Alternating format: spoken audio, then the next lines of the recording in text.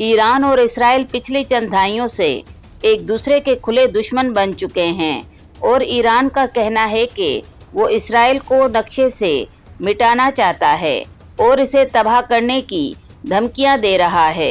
Israel अपनी तरफ से ईरान को अपना सबसे बड़ा मुखालिफ समझता है, लेकिन दोस्तों ऐसा हमेशा से नहीं था।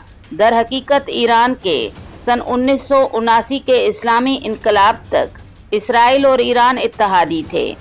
ईरान सन 1948 में इसराइल के क़याम के बाद इसे तस्लीम करने वाली पहली रियासतों में से एक था। इसराइल ईरान को अरब रियासतों के खिलाफ इत्तेहादी समझता था। दरीं असना ईरान ने खित्ते के अरब ममालिक के खिलाफ जवाबी कार्रवाई के तौर पर अमेरिकी हिमायत याफ्ता इसराइल का खैर मकदम किया।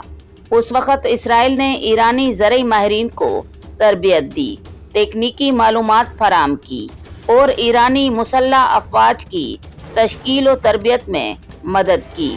इसके एवज़ शाह ऑफ ईरान ने इसराइल को तेल की शक्ल में अदायगी की, क्योंकि इसकी बढ़ती हुई मैशियत को ईंधन की ज़रूरत थी।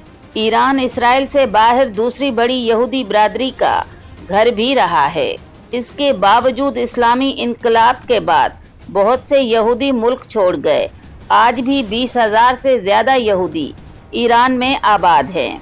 ईरान में इस्लामी इनकलाब के बाद आयतुल्लाह खुमैनी और इनके मजहबी इनकलाबियों ने इसराइल के साथ ईरान के साबिका तमाम मुआहदों को ख़त्म कर दिया। खुमैनी ने फ़लस्तीनी इलाकों पर इसराइल के कब्ज़े पर शदीद तनकीद की। धीरे धीरे ईरान के इसराइल के ख़िलाफ़ बयानात में सख्ती आती चली गई, जिसके इजहार का मकसद इलाकाई अरब रियासतों या कम अज़ कम इनके शहरियों की हिमायत हासिल करना था, क्योंकि ईरानी हुकूमत अपने इलाकाई असर-ओ-रसूख को बढ़ाने के लिए बेचैन थी।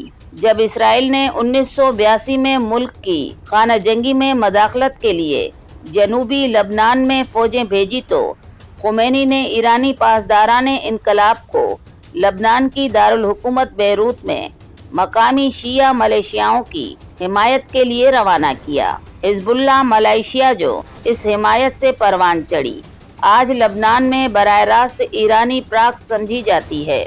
आयतुल्लाह अली खुमैनी जो ईरान के मौजूदा रहनुमा हैं और जिनके पास तमाम मामलात में हतमी फैसले का इख्तियार है, अपने पेशराओं की तरह इसराइल के मुखालिफ हैं। खुमैनी और पूरी ईरानी क़यादत ने भी बारहा होलोकॉस्ट पर सवाल उठाए। तमाम ईरानी बाशिंदे इसराइल के खिलाफ ईरान की दुश्मनी की हिमायत नहीं करते।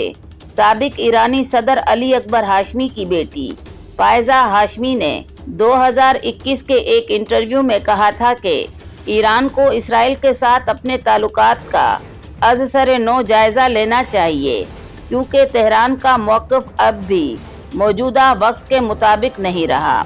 फायजा हाशमी जो माजी में ईरान की पार्लिमान की रुकन भी रही हैं, इनका मज़ीद कहना था कि अगूर मुसलमान का चीन में इत्तिसाल हो रहा है और चीचन मुसलमान रूस में मज़ालिम का शिकार हैं और फिर भी ईरान के दोनों ममालिक के साथ करीबी ताल्लुकात हैं। तेहरान यूनिवर्सिटी में पढ़ाने वाले मुमताज़ माहिर सियासतदान सादिक ज़ैब कलाम ने इसराइल के हवाले से ईरान की पॉलिसी पर बारहा तनकीद की है। ज़ैब कलाम ने DW के साथ 2022 के इंटरव्यू में कहा था कि इस मौक़िफ़ ने मुल्क को बैनुल-अक़वामी सतह पर अलग थलग कर दिया है। इस्लामी जमहूरिया ईरान के चंद कट्टर हामी और इसराइल के ख़िलाफ़ मुल्क के मुखालिफाना मौक़िफ़ की हिमायत करते हैं और इसे बड़ी ताकतों के ख़िलाफ़ देखने के ख्वाहिशमंद हैं। 1 अप्रैल को शामी दारुल हुकूमत दमिश्क में ईरानी सिफारतखाने पर एक फ़ज़ाई हमले में ईरानी पासदाराने इनकलाब के एक सीनियर कमांडर और 6 दीगर अफसरान मारे गए। तेहरान ने इस हमले की ज़िम्मेदारी इसराइल पर आयद करते हुए इस कार्रवाई का जवाब देने की धमकी दी थी। इसके 2 हफ्ते बाद 13 अप्रैल को ईरान के पासदाराने इनकलाब ने कहा कि उन्होंने इसराइल में अहदाफ पर ड्रोन और मिसाइल दागे हैं। इसराइल की फ़ौज ने कहा कि इसने और इसके इत्तेहादियों ने बहुत से मिसाइलों को اسرائیلی سرحد تک پہنچنے سے پہلے ہی مار گرایا۔ کیا ایران کو اپنا اسرائیل مخالف موقف بدلنا چاہیے؟ تو دوستوں، یہ تھی ایران اور اسرائیل دشمنی کے بارے میں کچھ مختصر سی معلومات۔ امید کرتی ہوں آج کی ویڈیو آپ کو پسند آئے گی۔ اگر ویڈیو پسند آئے تو لائک کریں، شیئر کریں اور سبسکرائب کریں۔